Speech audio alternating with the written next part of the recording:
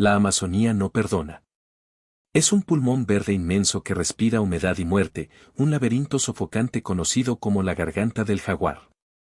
El 5 de junio, 7 almas diminutas fueron tragadas por esa inmensidad, desapareciendo de la faz de la Tierra tras un accidente que paralizó a toda Sudamérica. 25 días. Esa cifra se convirtió en un tormento nacional, el tiempo que tardó el mundo en asumir que no había esperanza. La búsqueda fue un eco vacío, helicópteros rasgando el dosel, rescatistas experimentados perdiendo el rumbo en el río de la ceniza, y la base operacional, Esperanza, sumida en la desesperación logística. Pero el destino de estos jóvenes no se escribió en la lógica humana ni en los manuales de supervivencia. Ellos no lucharon solo contra el hambre voraz o las tormentas bíblicas, lucharon contra la soledad absoluta hasta que la selva misma dejó de ser un enemigo y comenzó a ser un guía. En medio del agotamiento, cuando la brújula humana ya estaba rota, la visión se hizo clara, luces danzantes que se movían entre los árboles, figuras esquivas que los observaban desde el ojo escondido, y símbolos arcaicos que brillaban con una promesa silenciosa. Lo que vieron allí, lo que les dictó la ruta de la supervivencia, fue un mensaje que desafía toda explicación científica. Un mensaje que, al ser localizados por un grupo de voluntarios exhaustos, repitieron al unísono, con una sincronía escalofriante, como si la voz que los guió se negara a abandonar sus cuerpos demacrados. La verdad de su milagro no está en cómo sobrevivieron, sino en lo que la selva eligió mostrarles. El silencio que siguió al rugido del motor y al crujido de metal era más denso que la propia humedad de la selva. No era un silencio de paz, sino el peso sofocante de una tumba recién abierta. El aire, ya pesado, olía a combustible quemado y a tierra revuelta. Mateo Alcántara Rojas 12, con la respiración raspándole la garganta, fue el primero en moverse. Tenía una herida superficial justo encima de su ceja izquierda, un corte limpio que ya se había coagulado, marcando permanentemente su rostro pálido. Su cuerpo, aunque delgado, se movía con una determinación que no correspondía a sus 12 años. Estaban atrapados en el vientre de la garganta del jaguar, y el fuselaje destrozado del vuelo 77 era su único punto de referencia, una costra blanca y rota en un mar de verde implacable. Mateo gateó fuera de su asiento volcado, sintiendo el dolor punzante en su tobillo. Su primera acción no fue buscar a un adulto. La evidencia esparcida a su alrededor le decía que los adultos no habían sobrevivido al impacto. Su deber, autoimpuesto desde el momento en que el avión se partió, era contar a los suyos. Sofía. Gael. ¿Alguien me escucha? Su voz sonó diminuta, devorada por el dosel. Cerca de él, Sofía Iturbide Cruz 11, de cabello negro largo enmarañado con hojas y barro, se estaba levantando lentamente. Sus ojos, grandes y expresivos, estaban fijos en el caos. Abrazaba a su hermano menor, Santiago Madero López 8, cuyo cuerpo frágil temblaba incontrolablemente. Santiago, con su cabello castaño claro y rizado, parecía haberse encogido a la mitad de su tamaño. «Estamos aquí, Mateo», susurró Sofía, su voz extrañamente calmada a pesar del pánico reflejado en los ojos de Santiago. Gael Domínguez Pérez 10, fuerte para su edad y ya cubierto de lodo hasta las rodillas, estaba revisando una mochila humeante. Gael era el práctico. Mientras los demás procesaban el horror, él ya estaba buscando la botella de agua que la maestra había empacado. «No hay nada útil. Solo ropa mojada», dijo Gael, frustrado, arrojando un suéter empapado. Mateo se apoyó en un asiento roto. Contó de nuevo. 7. Valentina Rivas Soto 9, pequeña y con las mejillas redondas, estaba arrodillada junto a un tronco caído. Sus manos apretaban con fervor el amuleto de Valentina, un pequeño relicario de plata que contrastaba con la suciedad de sus dedos. Ella no lloraba fuerte, solo emitía pequeños jadeos rítmicos, como si estuviera rezando un rosario silencioso. Ximena Fuentes García 11, tranquila y observadora, estaba sentada a una distancia prudente del grupo. Su mirada profunda no se enfocaba en el fuselaje, sino en la línea de árboles, en la oscuridad que comenzaba a filtrarse incluso al mediodía. Ella procesaba la información de forma interna, una testigo silenciosa.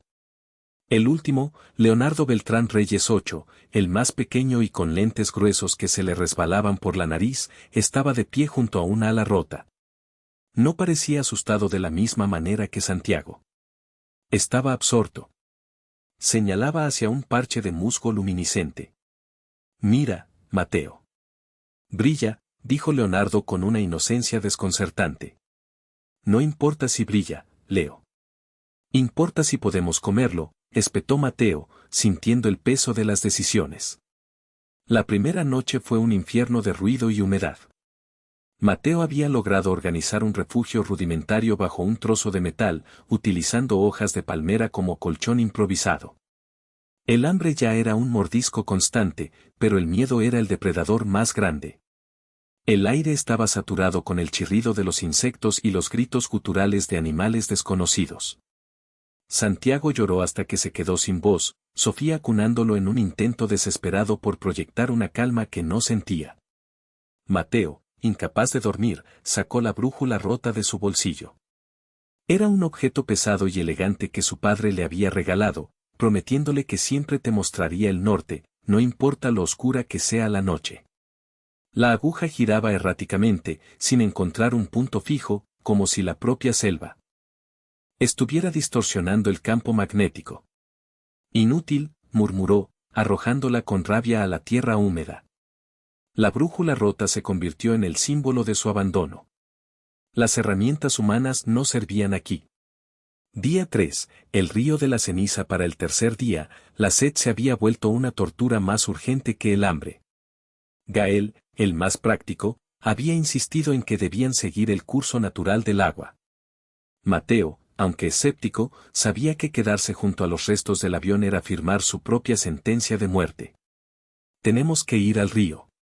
Si hay un río, hay una civilización río abajo, explicó Mateo, tratando de sonar como un adulto, aunque sus labios estaban agrietados.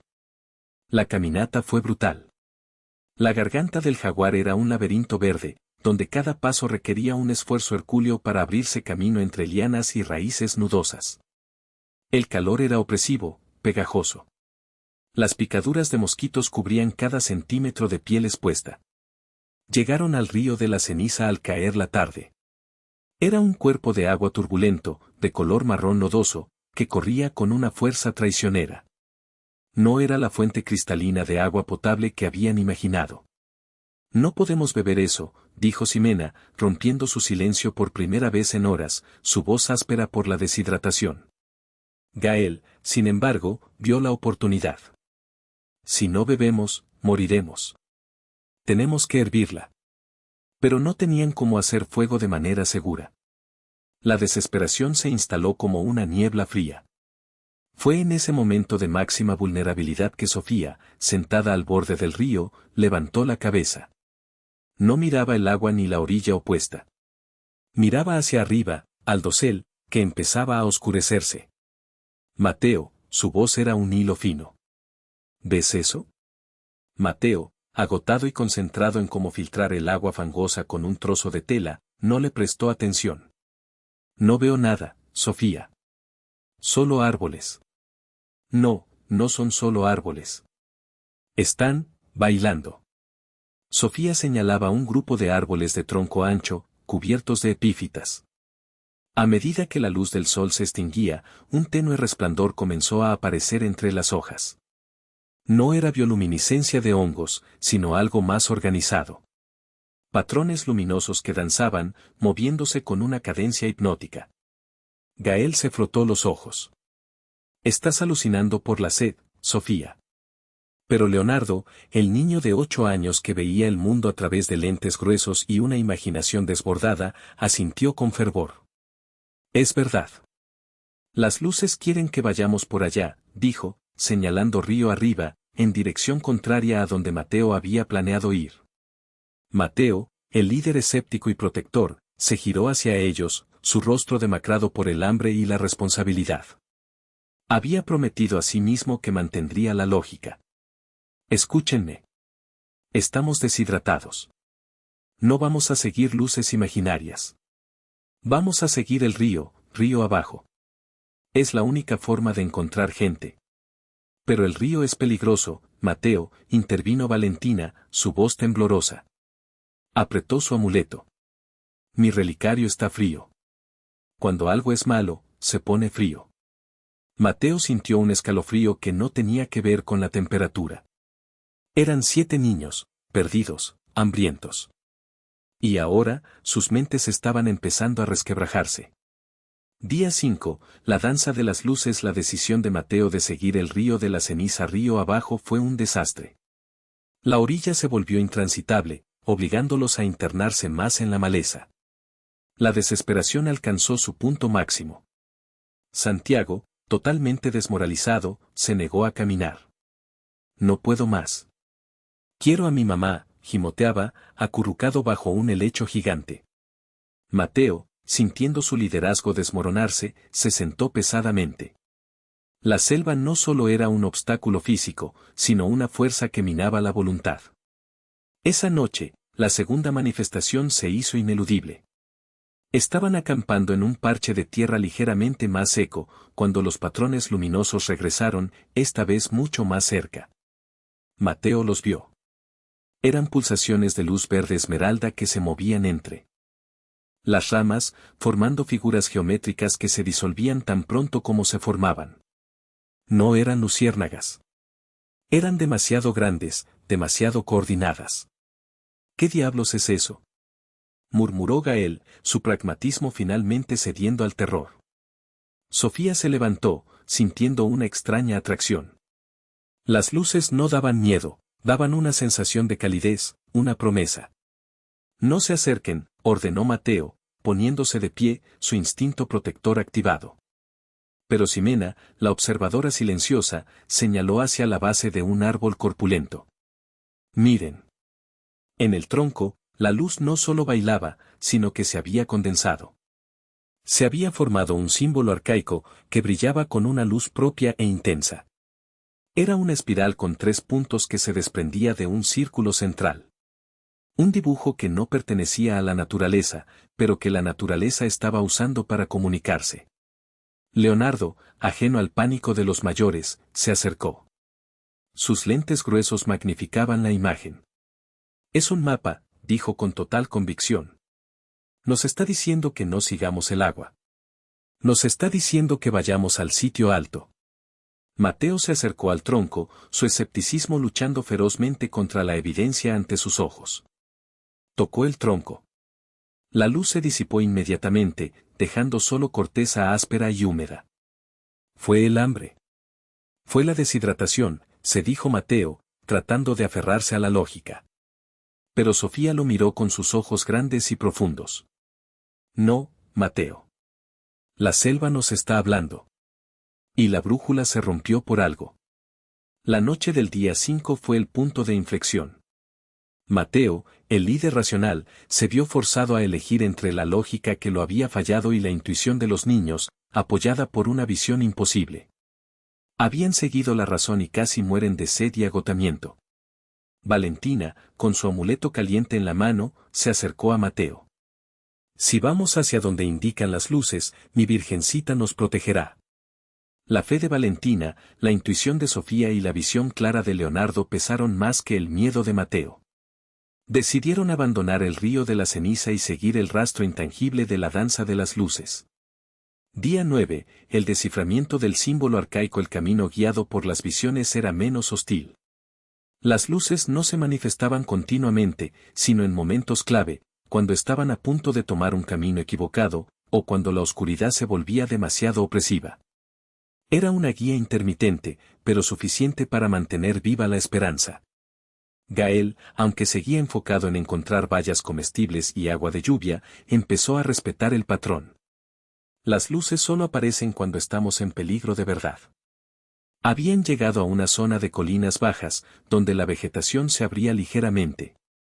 En el suelo, al pie de un árbol de caucho, encontraron una piedra de obsidiana, lisa y de un negro profundo, la piedra del eco. Esa noche, mientras Mateo intentaba en vano encender una hoguera con ramas húmedas, Sofía sacó el diario de Sofía, un pequeño cuaderno de apuntes que había rescatado milagrosamente del accidente. Aunque el papel estaba hinchado por la humedad, empezó a trazar los símbolos que habían visto. La espiral con los 3 puntos, dibujó. Y el círculo. Ximena, que había estado observando en silencio durante días, se acercó y, sin decir una palabra, tomó un trozo de carbón y añadió una línea al dibujo de Sofía. Es un camino, dijo Ximena, su voz baja y rasposa. El círculo es el lugar al que vamos. Los 3 puntos son 3 pruebas. Y la espiral es el tiempo. El desciframiento del símbolo arcaico no fue un acto intelectual, sino una resonancia. Los 7 niños sintieron que la información no venía de su propia deducción, sino que estaba siendo puesta en sus mentes. Mateo, ahora el protector de un grupo que seguía una lógica que él no entendía, se sentó junto a ellos.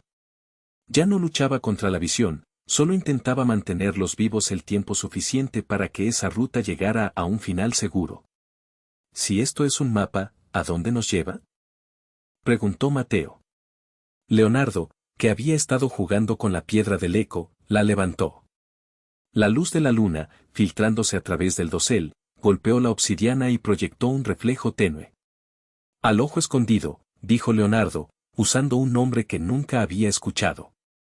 Día 15, la conexión inexplicable. La búsqueda del ojo escondido los llevó a través de pantanos y subidas empinadas.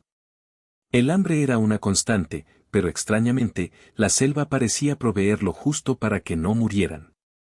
Encontraban frutas que otros días habrían estado escondidas, y pequeños riachuelos de agua limpia aparecían cuando la sed era insoportable.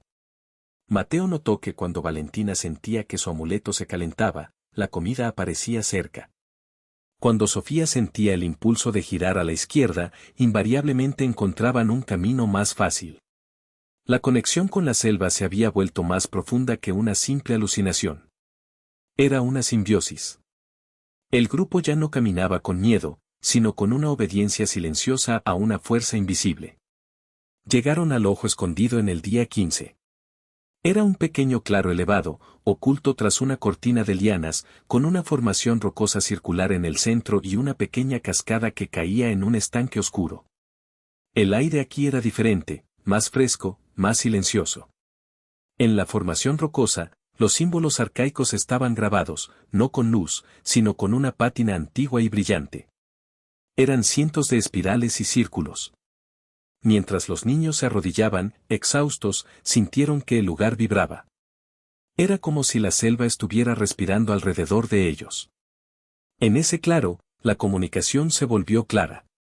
No fue una voz audible, sino un susurro en sus mentes, un entendimiento compartido que resonó en los 7, desde el escéptico Mateo hasta el soñador Leonardo. El mensaje era simple, profundo y aterrador: están aquí por una razón. Han sido elegidos para recordar lo que se ha olvidado. Mateo, por primera vez desde el accidente, no sintió miedo. Sintió un propósito. Miró a sus compañeros. Sofía estaba llorando lágrimas silenciosas de comprensión.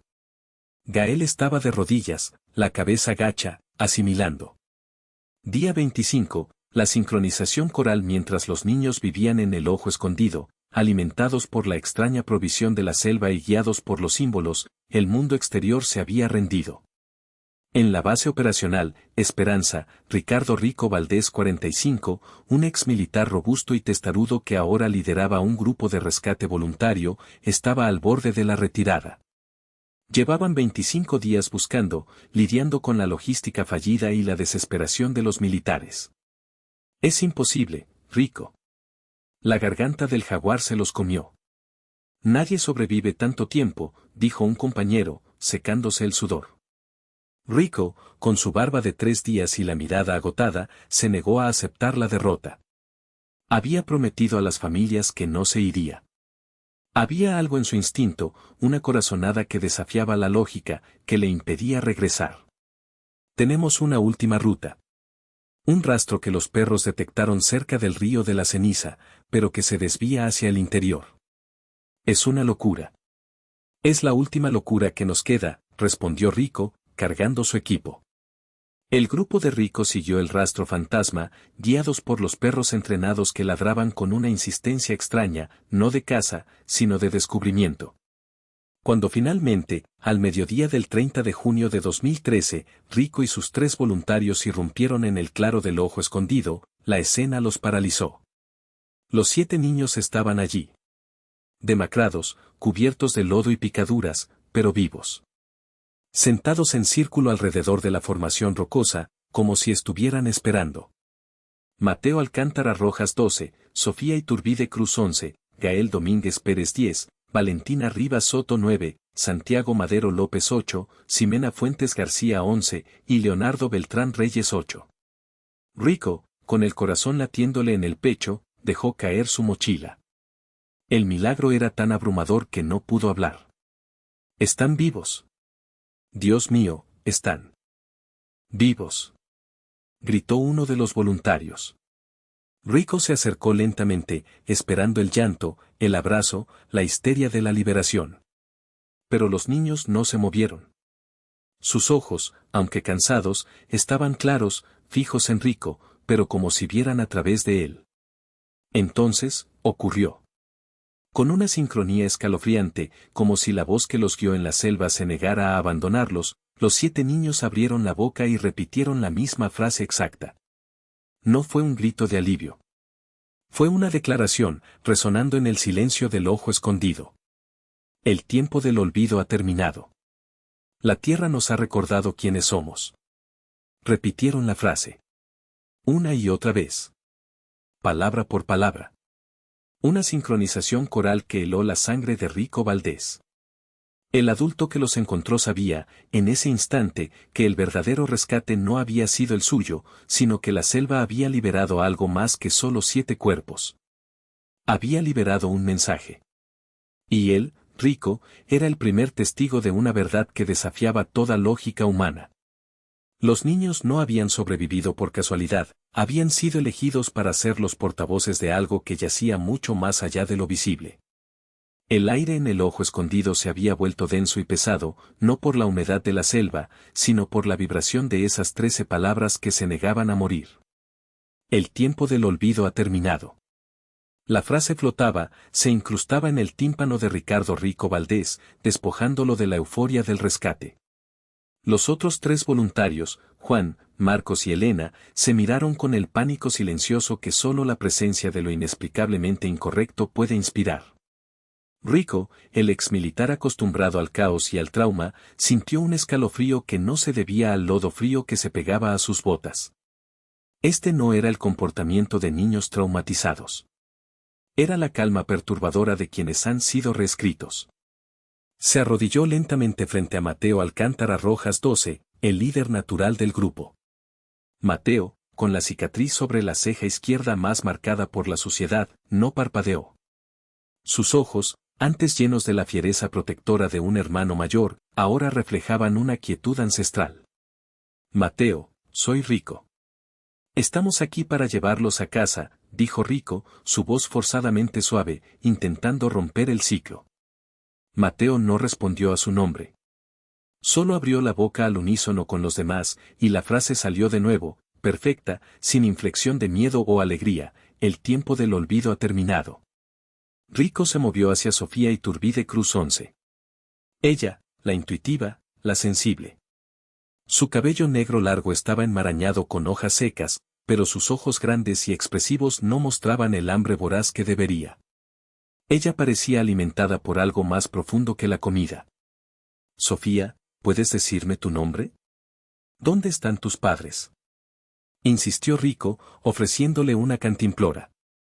Sofía, sin beber, sin mirar la cantimplora, solo miró hacia arriba, hacia el dosel que apenas dejaba pasar la luz del mediodía. Su rostro, demacrado, se iluminó con una sonrisa tenue, casi beatífica, justo antes de que la frase la poseyera de nuevo. Marcos, uno de los voluntarios, se acercó a Gael Domínguez Pérez 10, el práctico, el que se había enfocado en la supervivencia física. Gael, cubierto de lodo como si fuera su segunda piel, estaba examinando una formación rocosa circular que formaba el centro del claro. No era una roca cualquiera, era obsidiana pulida por el tiempo, con vetas que brillaban débilmente bajo la luz filtrada. «Miren esto», llamó Marcos, señalando el suelo. Alrededor de la formación rocosa, la tierra estaba removida. No por excavación, sino por trazos. Los niños habían estado dibujando. Y no eran garabatos. Eran los símbolos arcaicos que Sofía había comenzado a ver durante la danza de las luces. Eran círculos concéntricos, espirales perfectas que desafiaban la habilidad motriz de un niño, y trazos angulares que se repetían con precisión matemática. Valentina Rivas Soto 9, la pequeña de mejillas redondas, se aferraba a su amuleto de Valentina, el collar de la Virgen. Rico notó que el relicario de plata no brillaba, estaba opaco, frío, como si la fe humana tradicional hubiera sido eclipsada por una nueva, más salvaje devoción. Cuando Rico intentó tocarle la mano, Valentina se encogió, no con miedo, sino con la aversión de una criatura salvaje a ser domesticada. El tiempo del olvido ha terminado. Elena, la paramédica del grupo de rescate, se acercó a Santiago Madero López Ocho, el frágil y miedoso, que normalmente se habría echado a llorar de alivio. Santiago, sin embargo, estaba extrañamente calmado, aunque su cuerpo temblaba ligeramente. Estaba agarrado a la camisa de Sofía, pero no buscaba consuelo, parecía anclado a ella por una fuerza invisible. Necesitan agua y suero. Están deshidratados, pero, Elena hizo una pausa, su voz llena de duda. Sus signos vitales son estables. Demasiado estables. Es como si hubieran estado durmiendo, no luchando por sobrevivir. Rico se movió hacia la periferia del círculo, donde Ximena Fuentes García 11 observaba. Ximena, la más callada, la testigo clave, no participaba con el mismo fervor coral. Ella susurraba la frase, su mirada profunda y observadora no estaba fija en el rescate, sino en los árboles. Parecía estar buscando la confirmación de las figuras esquivas que los habían guiado. Ximena, ¿quién les enseñó esa frase? Preguntó Rico, bajando la voz. Ximena giró la cabeza lentamente. Sus labios se movieron, pero antes de que pudiera pronunciar una palabra propia, el coro de los otros 6 la arrastró de nuevo. La tierra nos ha recordado quiénes somos. El verdadero punto de inflexión, el que cimentó el terror de Rico, llegó cuando se acercó a Leonardo Beltrán Reyes 8, el más pequeño, el que usaba lentes gruesos. Leonardo, el que veía las figuras con mayor claridad. El niño estaba acunando algo. Era el diario de Sofía, un cuaderno de apuntes empapado, pero protegido por hojas grandes de palma. Rico lo tomó con cuidado. Las páginas, escritas con letra infantil, estaban llenas de anotaciones sobre la fauna, sobre el hambre, sobre las tormentas bíblicas que arrasaban el dosel. Pero a partir del día 10, el texto cambiaba. Las páginas se llenaron de dibujos de los patrones luminosos que danzaban entre los árboles, descritos por Sofía como la respiración del cielo. Y en la última página, trazado con tinta de bayas y carbón, estaba el símbolo arcaico, el mismo que habían estado dibujando en la obsidiana. Debajo, en una letra temblorosa, había una única anotación: el mensaje es el camino. No somos los perdidos, somos los elegidos. Rico sintió que el aire se le escapaba de los pulmones. Esto no era un trauma. Esto era una doctrina. De repente, Leonardo extendió una mano pequeña y temblorosa. No estaba pidiendo el diario. Estaba ofreciendo algo que había estado ocultando bajo su cuerpo, la piedra del eco. Un fragmento de obsidiana, caliente al tacto, que los niños habían usado para trazar los patrones luminosos. Era la única prueba material de que las visiones no eran solo fruto de la mente. Tenemos que sacarlos de aquí. Ahora, ordenó Rico, poniéndose de pie. La urgencia no era médica, sino espiritual.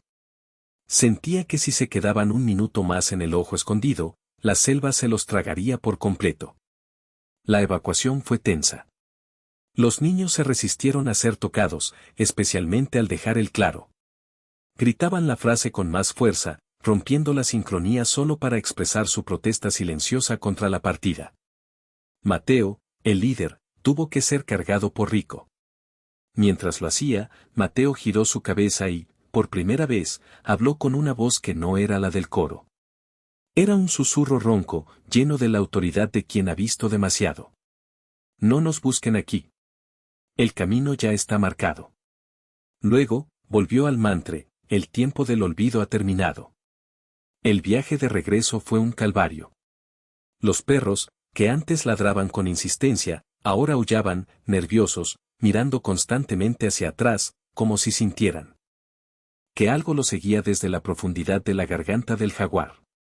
Al caer la noche del 30 de junio de 2013, el grupo de rescate de Rico irrumpió en la base operacional Esperanza.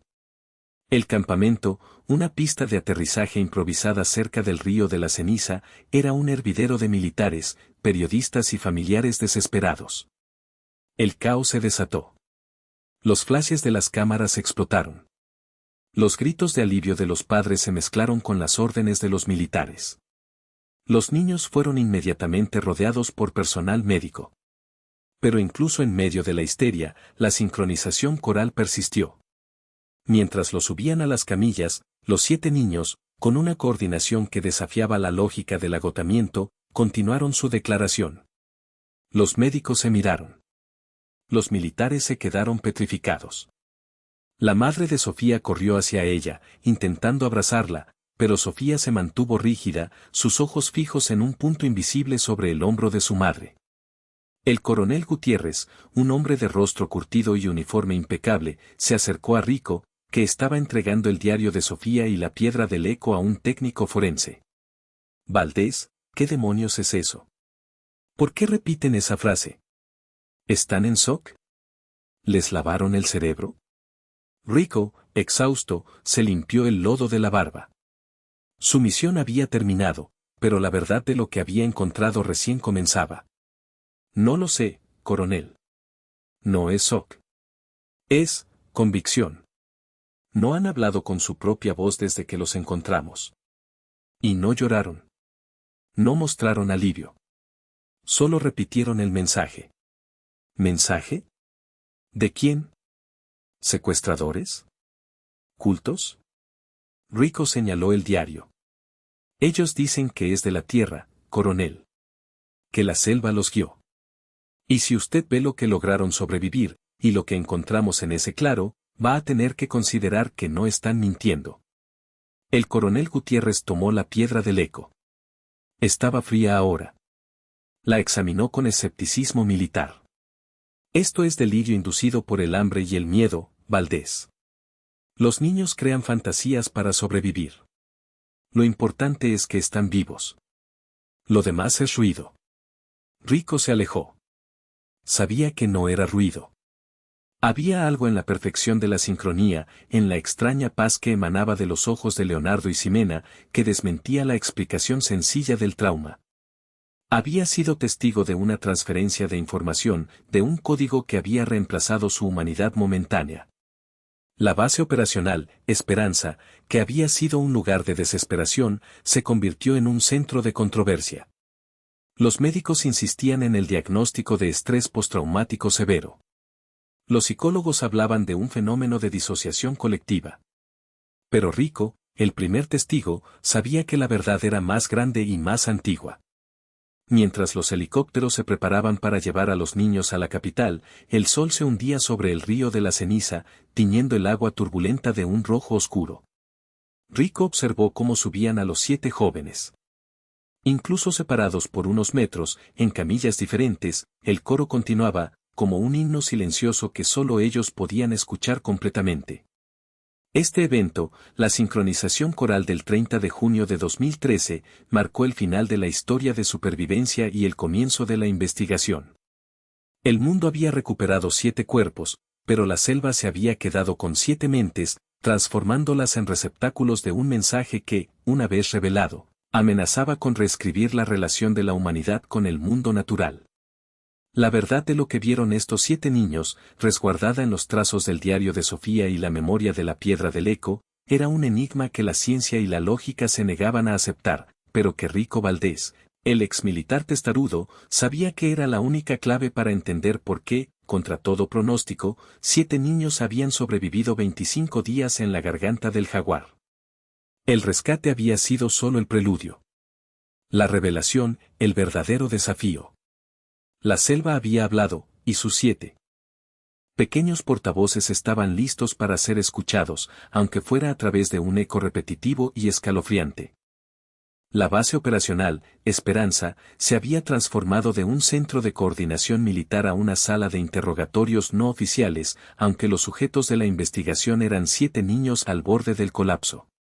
Rico Valdés se sentía como un intruso en su propia victoria. Había traído a los niños de vuelta, pero el precio de esa supervivencia era un enigma que nadie quería tocar.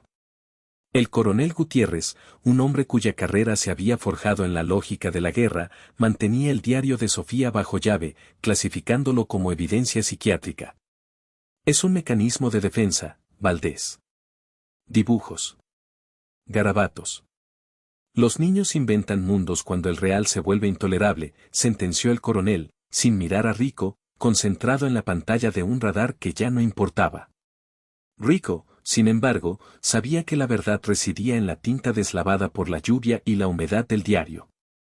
Había visto los trazos, patrones geométricos que no se asemejaban a nada conocido en la simbología indígena de la región.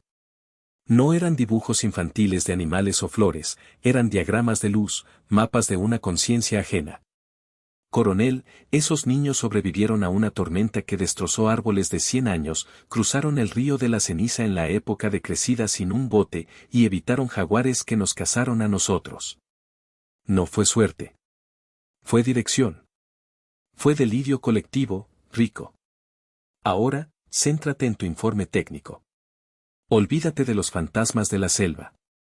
Pero Rico no podía olvidar los ojos de Leonardo. El más pequeño, con sus lentes gruesos, había visto las figuras esquivas con una claridad aterradora. Mientras los helicópteros despegaban hacia la capital, llevando a los 7 a un hospital de alta seguridad, Rico se quedó atrás, sabiendo que la distancia solo incrementaría la negación oficial. Su barba de 3 días se sentía pesada, y el lodo seco en sus botas era el único testigo silencioso de la verdad que había presenciado en el ojo escondido. En la capital, el Hospital Militar Central se convirtió en una fortaleza mediática. Los 7 niños fueron puestos en aislamiento. No por enfermedad, sino por el mensaje. La sincronización coral no se había detenido. Incluso bajo sedación ligera, en habitaciones separadas por gruesas paredes de concreto, los monitores de ritmo cardíaco registraban picos de actividad cerebral que coincidían con la repetición de la frase.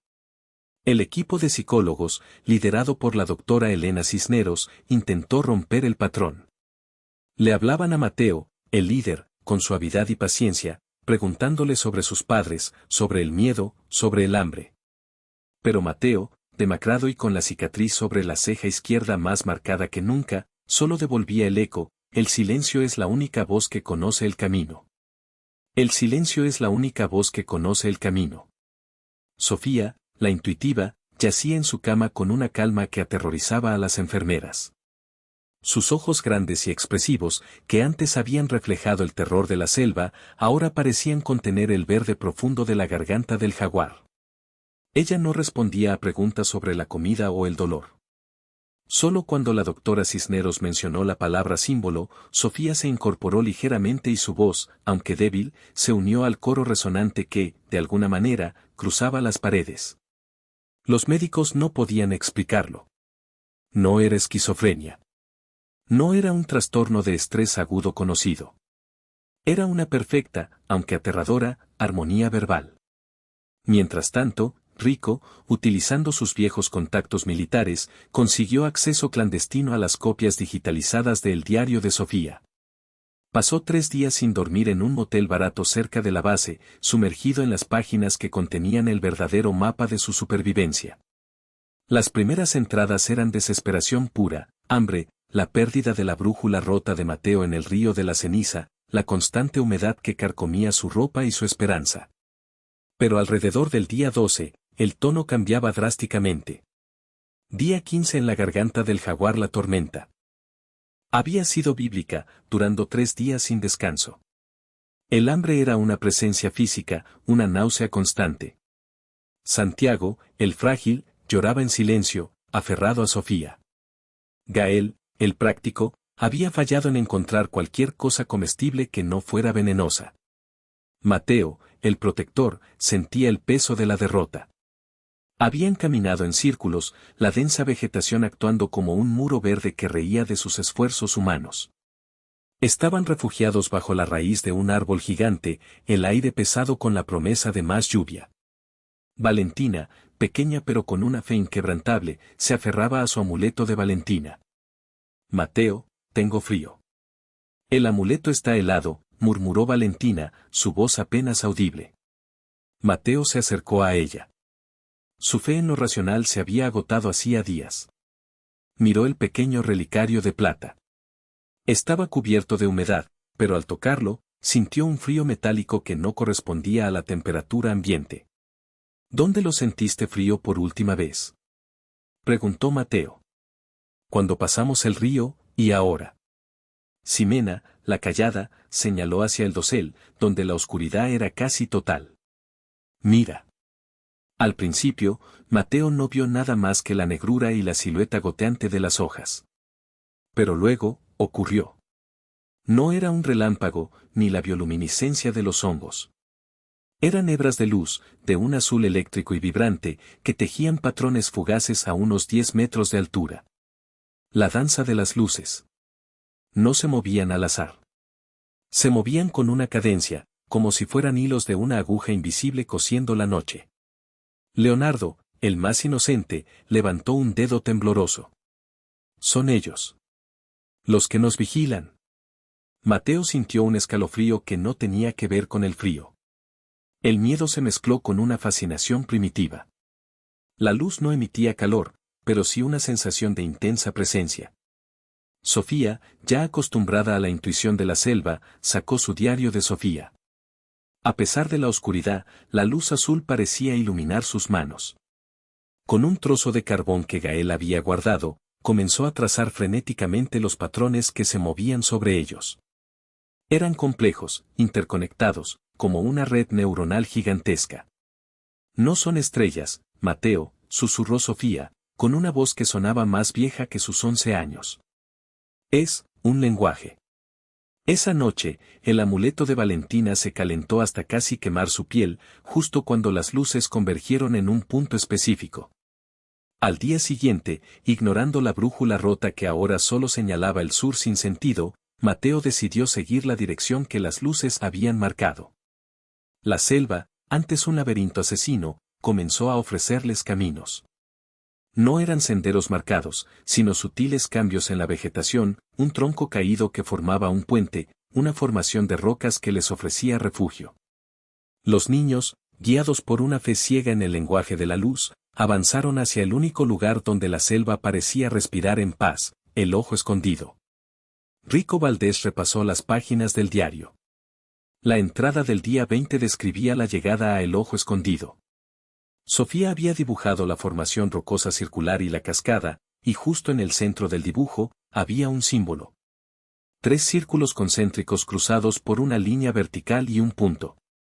Aquí nos habló. No con voz, sino con el pensamiento.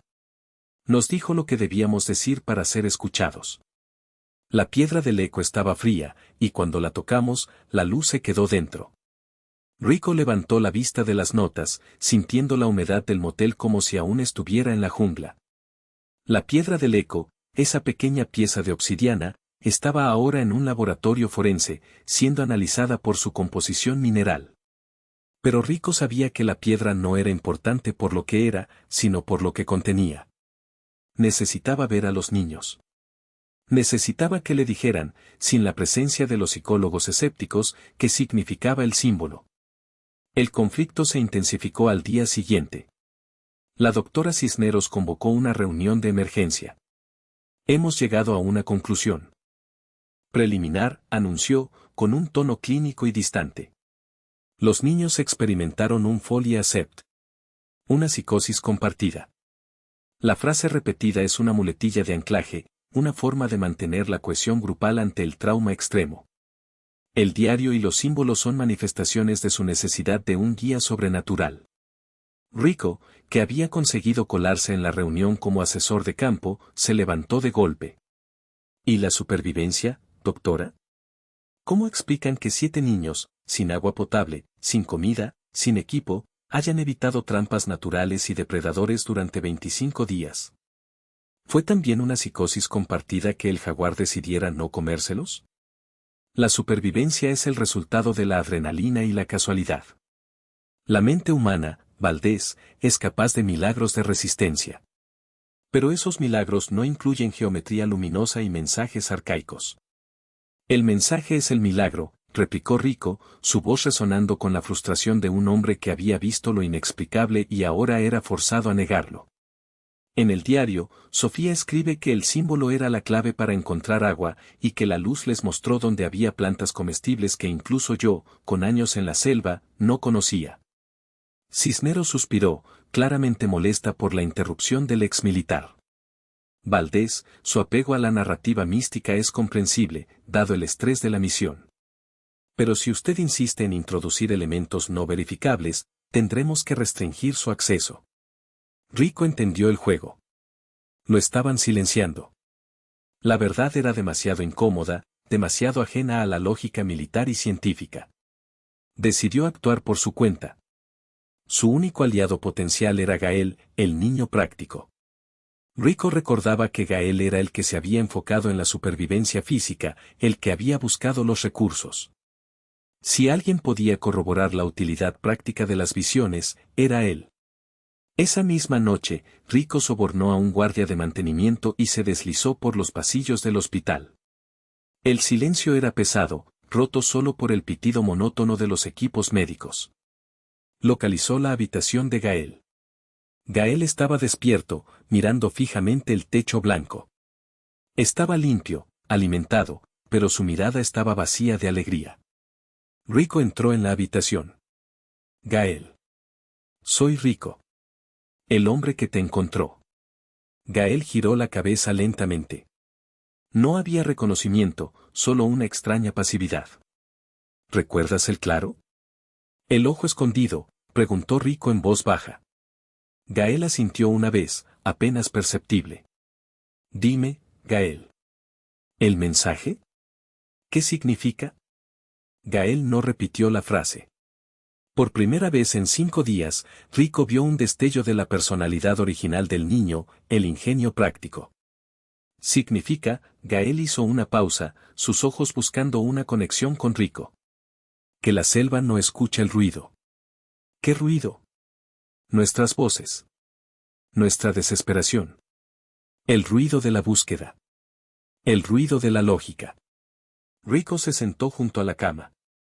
Esto era diferente al coro sincronizado. Esto era comprensión. Sofía dibujó un símbolo. En la piedra. ¿Para qué servía? Gael extendió una mano temblorosa y, usando su dedo, trazó el símbolo en la sábana blanca, los 3 círculos concéntricos. Era el mapa del agua limpia. Y la protección. Cuando lo tocábamos, los animales se alejaban. ¿Los jaguares? Sí. Se quedaban quietos, como si no nos vieran. Rico sintió que su corazón se aceleraba. La piedra del eco no era solo un objeto místico, era un escudo. ¿Y las luces, Gael? ¿Eran reales? Gael bajó la mirada, y por primera vez, el miedo regresó a sus ojos. Eran reales. Pero no eran luces. Eran la sangre de la tierra. Se movía. Y nos decía dónde pisar para no caer. Nos llevó al ojo escondido porque allí la sangre era más fuerte. Rico se dio cuenta de que la supervivencia de los niños no había sido una casualidad de la naturaleza, sino una interferencia. Habían sido elegidos, o quizás, adoptados por un sistema de comunicación que la humanidad había olvidado. Antes de que Rico pudiera preguntar más, la puerta se abrió de golpe. Una enfermera, alarmada por la ausencia de Rico de la reunión, había seguido sus movimientos. Señor Valdés. ¿Qué está haciendo aquí? Está prohibido. Rico se levantó rápidamente. Gael, al escuchar la voz humana y autoritaria de la enfermera, regresó a su estado catatónico. Su rostro se vació, y su voz se unió de nuevo al eco distante que Rico apenas podía oír. Rico fue escoltado fuera del hospital, su acceso revocado permanentemente. Había obtenido una pieza crucial, la confirmación de la utilidad práctica de los símbolos. Pero ahora, la única forma de descifrar completamente el mensaje residía en el diario de Sofía y la piedra del eco, ambos bajo el control de un coronel que creía en el trauma y no en la magia de la selva. El coronel Gutiérrez, informado del incidente, ordenó que la piedra del eco fuera trasladada a un centro de investigación militar para un análisis más riguroso, lejos de la influencia de Rico. Este movimiento fue el clímax del conflicto entre la fe de Rico y la lógica del ejército. Rico sabía que si la piedra era analizada solo por su composición mineral, el mensaje se perdería para siempre. La clave no era la roca en sí, sino la energía que los niños le habían transferido en el ojo escondido. Si Gael había dicho que la luz era la sangre de la tierra, entonces la piedra era un coagulante, un receptor de información biológica o energética.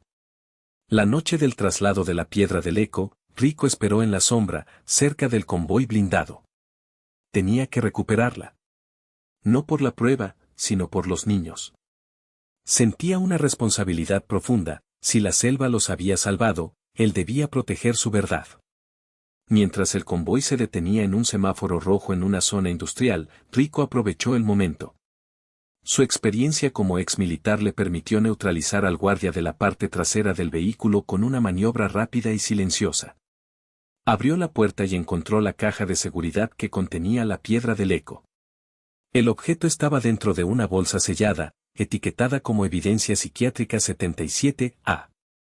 Al tocar la bolsa, Rico sintió el mismo frío intenso que Valentina había descrito en la selva. No era la temperatura del ambiente. Era la energía latente. Rico tomó la piedra y se desvaneció en la oscuridad de la ciudad, un fugitivo que portaba la única prueba física de que la selva amazónica había hablado. Ahora, solo quedaba descifrar el mensaje antes de que el mundo decidiera que los 7 niños eran simplemente 7 víctimas de una alucinación compartida. La verdad no estaba en el trauma, sino en la resonancia de un código ancestral, y Rico, el rescatista testarudo, estaba a punto de convertirse en el traductor de la voz silenciosa de la tierra. La garganta del jaguar había terminado su trabajo con los niños, y ahora comenzaba su influencia sobre el mundo exterior, una influencia que Rico estaba dispuesto a desatar, incluso si eso significaba enfrentarse a todo el aparato militar y científico de la nación. El silencio que había guiado a los niños ahora guiaba a Rico. La humedad del amanecer se pegaba a la piel de Rico. Estaba escondido en un depósito abandonado en las afueras de la ciudad, un lugar que olía a óxido, gasolina vieja y desesperación. La piedra del eco reposaba sobre una manta sucia de trabajo, bajo la luz tenue de una linterna de mano. Parecía una simple roca de obsidiana, pero al acercar la palma, el frío era palpable, antinatural, como si absorbiera el calor de la vida. Rico trazó con un dedo la superficie lisa y pulida de la piedra. No había marcas visibles, pero sabía que la información no era superficial. Recordó las palabras de Gael: la luz es la sangre de la tierra. ¿Cómo se leía la sangre? Se pasó la mano por la barba de 3 días. El tiempo se agotaba. El coronel Gutiérrez ya habría activado todas las alertas, no solo por el robo de la evidencia 77A, sino por la insolencia de un voluntario que se atrevía a desafiar. La versión oficial: trauma colectivo, alucinación inducida por el hambre. La verdad, sin embargo, estaba grabada en la mente de 7 niños, y la prueba, en el diario de Sofía. Sin el diario, la piedra era un enigma sin clave. Rico sabía dónde estaba. El diario de Sofía, junto con otros efectos personales de los niños, había sido incautado y trasladado al Centro de Investigación Forense Militar, a 10 kilómetros de su escondite. Rico se puso de pie, su cuerpo exmilitar reaccionando a la adrenalina. Necesitaba un plan que no implicara un asalto frontal. Necesitaba un fantasma. Localizó a un antiguo compañero de la milicia, un técnico de comunicaciones llamado el Búho, un hombre que operaba en las sombras de la burocracia, moviendo información y favores a cambio de silencio y dinero. El Búho, a regañadientes y tras una negociación tensa, le proporcionó a Rico un pase de acceso temporal falsificado y un mapa detallado de la instalación. La noche siguiente, bajo una luna casi invisible, Rico se deslizó por las cercas perimetrales del centro forense. El lugar era una fortaleza de concreto gris, diseñada para contener secretos.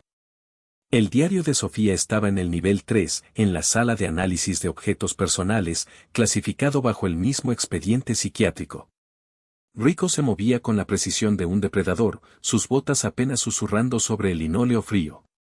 El pase falsificado funcionó en el primer punto de control, dándole acceso al ala administrativa. Pero el corazón del edificio, donde estaban los archivos sensibles, requería un código de acceso biométrico. Llegó a la puerta de la sala de análisis. Un joven guardia, aburrido y jugando con su teléfono, bloqueaba el paso. Rico esperó. La paciencia era su arma más letal. Cuando el guardia se estiró, bostezando, Rico actuó. Un golpe seco y preciso en el cuello, y el guardia cayó sin un sonido, el teléfono deslizándose por el suelo. Rico usó el pulgar del guardia en el lector biométrico. La luz se puso verde. Clic, adentro, la sala era estéril y fría. Mesas de acero, guantes de látex y lupas. En el centro, bajo una luz halógena, estaba el diario de Sofía, un cuaderno escolar, cubierto de lodo seco y manchas de humedad, envuelto en plástico transparente. Rico rompió el sello de seguridad sin dudar. El coronel Gutiérrez podría argumentar que la contaminación de la evidencia, pero Rico ya estaba más allá de la ley. La verdad de esos niños valía más que cualquier protocolo. Abrió el diario. Las primeras páginas eran típicas de una niña de 11 años, dibujos de flores, apuntes de matemáticas, el nombre de su crush tachado. Pero a partir del día 5, el contenido cambiaba drásticamente. El papel se volvía un lienzo de terror y asombro. Sofía había dibujado la selva no como un lugar de árboles, sino como una criatura viva, con venas y arterias. Y luego, los símbolos.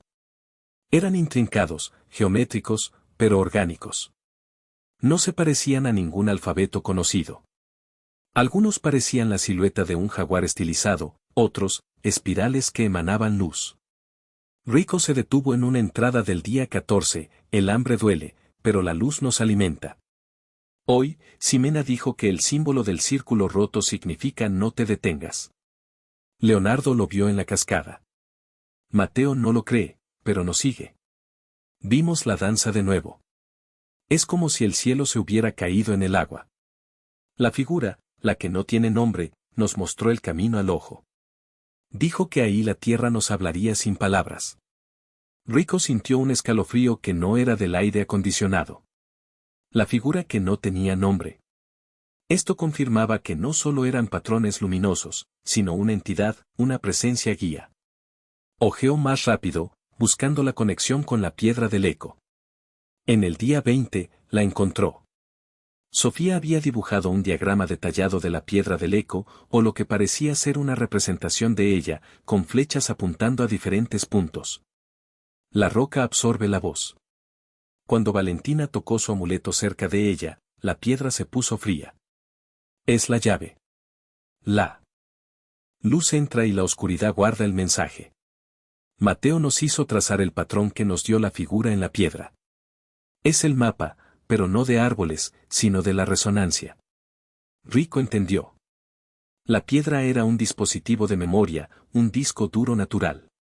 Los niños no solo vieron el mensaje, lo grabaron físicamente en la roca mediante algún tipo de transferencia energética o ritual instintivo en el ojo escondido. Rico cerró el diario, la evidencia en sus manos pesaba más que cualquier arma. Había que salir. Pero justo en ese momento, la puerta de la sala se abrió de golpe. No era el coronel Gutiérrez, sino un equipo de seguridad de élite. Habían detectado la interrupción biométrica y el cuerpo del guardia. ¡Alto ahí! Manos arriba, Valdés, gritó el líder del equipo, apuntando un rifle de asalto. Rico no levantó las manos.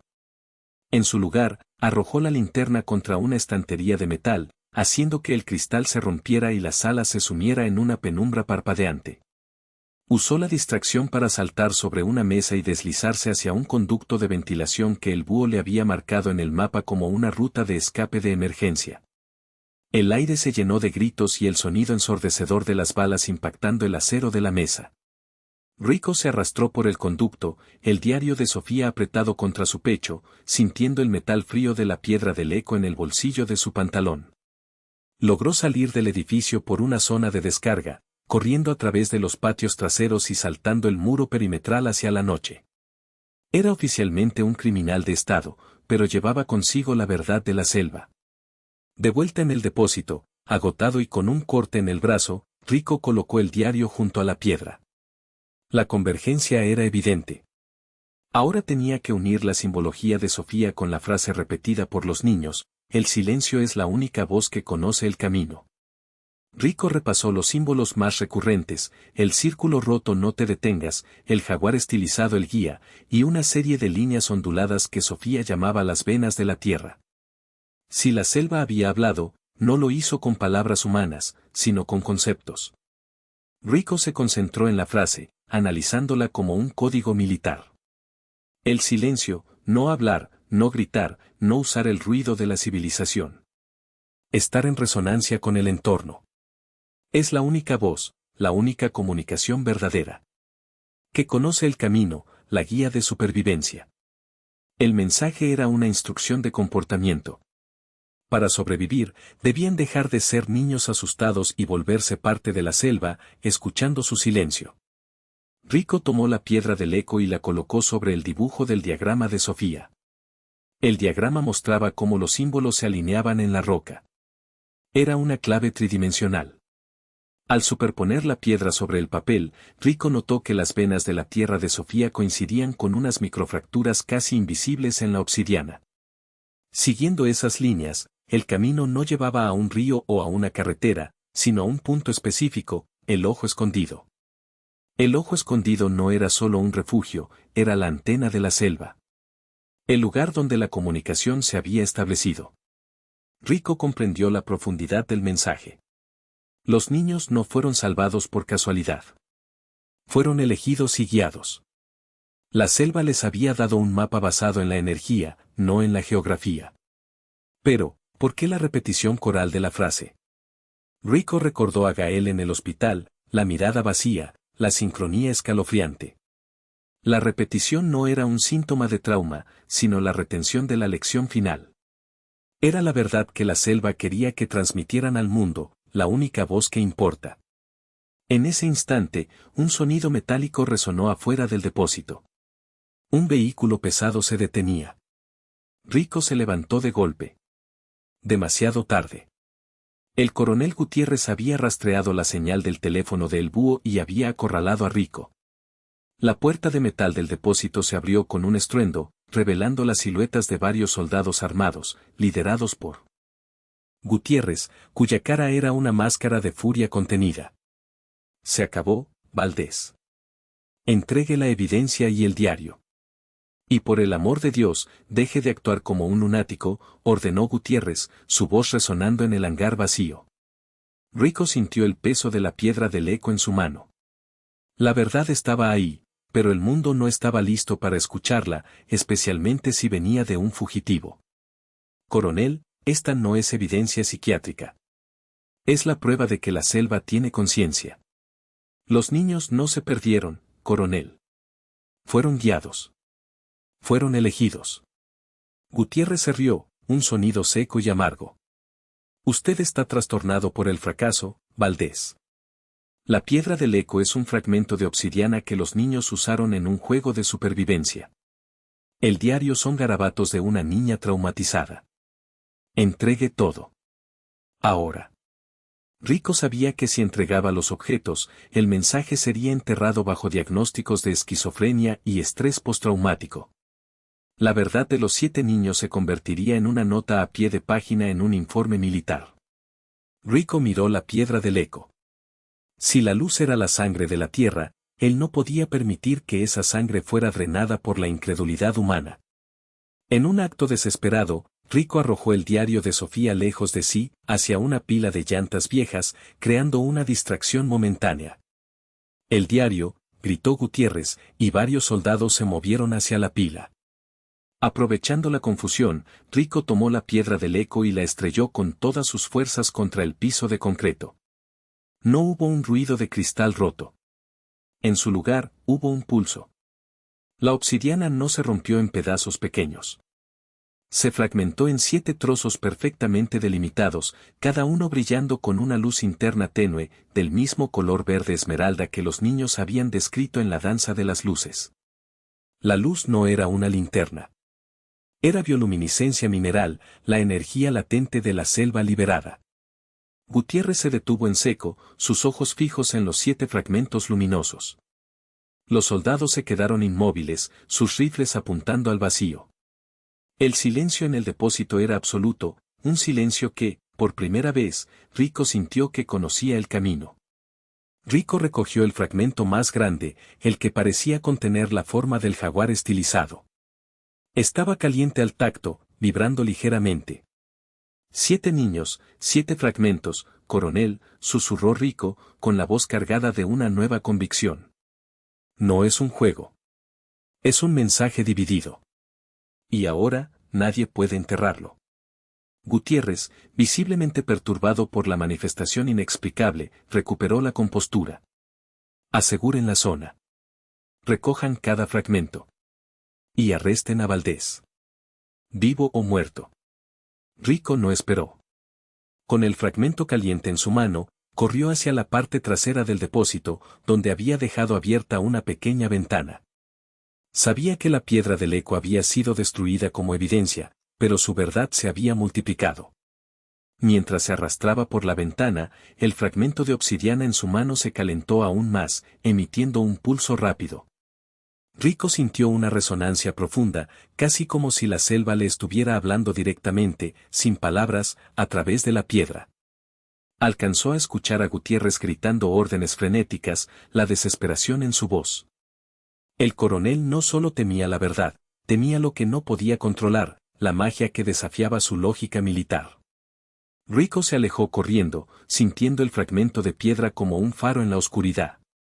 El diario de Sofía aún estaba en la pila de llantas y el coronel lo recuperaría. Pero ahora, la clave del mensaje no era el registro, sino la resonancia. Con el fragmento en su poder, Rico sabía que su misión había cambiado. Ya no se trataba de probar que los niños no estaban locos, se trataba de proteger la verdad de la selva, una verdad que ahora estaba físicamente dividida y esparcida, esperando ser ensamblada de nuevo por aquellos que escuchaban el silencio. La garganta del jaguar había enviado su eco. Y Rico, el fugitivo, se había convertido en él. Guardián de una de sus 7 voces. La supervivencia física de los niños había terminado, pero su mensaje ancestral apenas comenzaba a resonar en el mundo de los hombres, un eco que prometía cambiar para siempre la comprensión de lo que significa estar vivo y conectado a la tierra. El silencio era la única voz que conocía el camino, y ahora esa voz había encontrado un nuevo traductor. El aire en el ala de aislamiento pediátrico del Hospital Militar de Bogotá era tan denso como la humedad de la selva, pero aquí, el silencio no era guía, era opresión. Han pasado 3 meses desde el 30 de junio de 2013, el día 25, el rescate. Los 7 niños están físicamente recuperados, sus cuerpos ya no son esqueletos cubiertos de barro, sino que han recuperado el peso y el color. Pero sus mentes, la verdad, siguen atrapadas en la garganta del jaguar. Mateo Alcántara Rojas, con la cicatriz sobre la ceja izquierda ya casi curada, miraba fijamente la pared blanca. Ya no era el líder nato que guiaba a sus compañeros por el río de la ceniza. Era un centinela de un secreto que se negaba a compartir con el mundo adulto. A su lado, Sofía Iturbide Cruz, la primera en percibir las visiones, sostenía una manzana que no mordía. Sus ojos grandes y expresivos reflejaban una calma inquietante. El coronel Gutiérrez, con el rostro más demacrado que el de los propios niños, observaba la escena a través del vidrio polarizado. Había logrado el silencio mediático, pero no el silencio de los niños.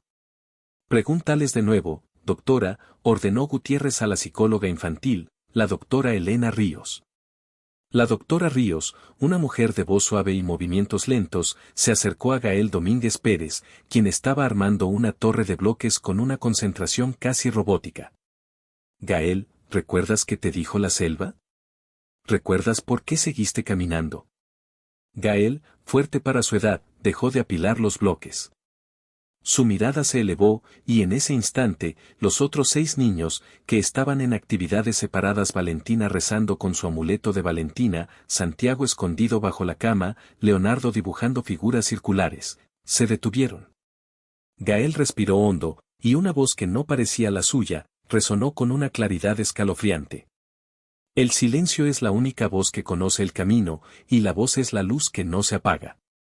Y como un coro ensayado en la misma oscuridad, los otros 6 niños repitieron la frase exacta, palabra por palabra, con la misma cadencia monótona. Santiago Madero López, el más miedoso, no temblaba al decirlo. Ximena Fuentes García, la más callada, lo pronunciaba con una convicción que helaba la sangre. Leonardo Beltrán Reyes, con sus lentes gruesos, sonreía mientras lo decía, como si el mensaje fuera un chiste interno que solo ellos entendían. Gutiérrez golpeó el vidrio. Maldición. 3 meses, Ríos. 3 meses de aislamiento y siguen con el mismo mantre. Coronel, no es un mantre, respondió la doctora Ríos, girándose con una expresión de profunda preocupación. Es una impronta. Es como si hubieran reprogramado su lenguaje interno. No están recordando la frase, están siendo la frase. Es la sincronización coral. Gutiérrez sabía que el mundo quería héroes de la supervivencia, no profetas de la selva. La narrativa oficial era simple: 7 niños con una voluntad de hierro, guiados por la brújula rota de Mateo y la fe de Valentina. Rico Valdés, el exmilitar que los encontró, había sido declarado un desertor desquiciado, su testimonio desacreditado y su paradero, desconocido. Pero Gutiérrez tenía un problema: los 7 fragmentos de la piedra del eco seguían brillando, aunque estuvieran guardados bajo llave en la bóveda militar, y el diario de Sofía, que él había recuperado del depósito, estaba lleno de dibujos de patrones luminosos y símbolos arcaicos que desafiaban cualquier explicación lógica o cultural conocida. 2014, el año de la investigación.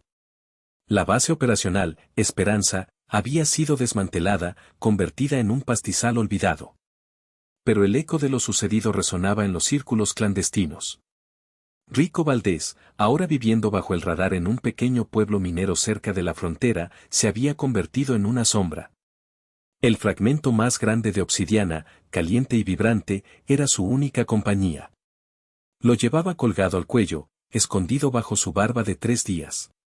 Rico estaba reunido en un sótano polvoriento con una antigua colega, una periodista de investigación llamada Elena, que había sido silenciada por el gobierno. El coronel Gutiérrez ha logrado que los padres firmen acuerdos de confidencialidad, explicó Elena, pasando fotografías de los documentos. La versión oficial es que los niños sufrieron un trauma psicológico severo y desarrollaron una forma de esquizofrenia compartida. Es el único modo que tienen de explicar la frase sin admitir lo que viste. Rico pasó su pulgar sobre el fragmento de la piedra del eco. La piedra emitió un pulso rápido, casi imperceptible. No es trauma, Elena. Es verdad. La piedra me habla. No con palabras, sino con resonancia. Me dice que el mensaje no era solo para ellos. Era para el mundo. ¿Y qué dice el diario de Sofía? Gutiérrez lo tiene. Lo está estudiando con un equipo de criptógrafos y antropólogos de la Universidad Nacional. Pero no entienden nada. Buscan lenguaje humano. Y esto no lo es. Rico sacó un mapa rudimentario de la garganta del jaguar, dibujado de memoria. Señaló un punto clave: el ojo escondido, el claro elevado con la formación rocosa circular. El mensaje fue entregado allí. Y estoy seguro de que el coronel se dio cuenta de que la clave no está en los niños, sino en el lugar. ¿Crees que ha vuelto a la selva? No. Él es un hombre de oficina. Pero envió a su mejor equipo de operaciones especiales, un grupo llamado Ceniza, para asegurar la zona y eliminar cualquier rastro. Buscan la fuente de la luz, Elena. No el significado. Rico se puso de pie. El fragmento de obsidiana en su pecho se calentó hasta quemar ligeramente su piel. Era una señal. Una urgencia. Necesito ir a el ojo escondido. Necesito llegar antes que Ceniza. La piedra me está guiando. 7 fragmentos, Elena. 7 voces. Yo tengo una. Las otras 6 están en la bóveda de Gutiérrez. Pero la verdad completa está esperándonos en el claro. La garganta del jaguar. El ojo escondido. Un año después del rescate, la selva había reclamado el claro. La vegetación había crecido salvajemente sobre la formación rocosa circular. El equipo, Ceniza, 3 hombres en uniforme negro, se movía con la precisión de depredadores. Estaban equipados con tecnología de punta, detectores de anomalías electromagnéticas y cámaras térmicas. El líder del equipo, un hombre llamado Lobo, se comunicaba por radio con Gutiérrez, quien estaba en su oficina en Bogotá. Coronel, estamos en el ojo escondido. No hay rastros de actividad humana reciente. Solo la cascada y la formación rocosa. Lobo, necesito que encuentres cualquier cosa que pueda justificar las historias de los niños. Un hongo alucinógeno, una fuente de luz natural. Algo que podamos usar para la narrativa de la alucinación masiva. Entendido, coronel. Mientras Lobo inspeccionaba la formación rocosa, uno de sus hombres, Víbora, tropezó con algo enterrado en el lodo. Era la brújula rota de Mateo. Estaba oxidada y cubierta de barro, pero la aguja, a pesar de estar rota, vibraba ligeramente, apuntando a la roca circular. Lobo, mira esto, llamó Víbora. Lobo examinó la brújula. Es solo chatarra. Deséchala. Pero en ese momento, una sombra se movió en el denso follaje. Rico Valdés, demacrado por meses de huida, observaba desde la oscuridad. El fragmento de obsidiana en su cuello palpitaba tan fuerte que podía escuchar el ritmo en sus oídos. Rico esperó hasta que el equipo, Ceniza, se enfocara en la cascada. Se deslizó silenciosamente hacia la formación rocosa.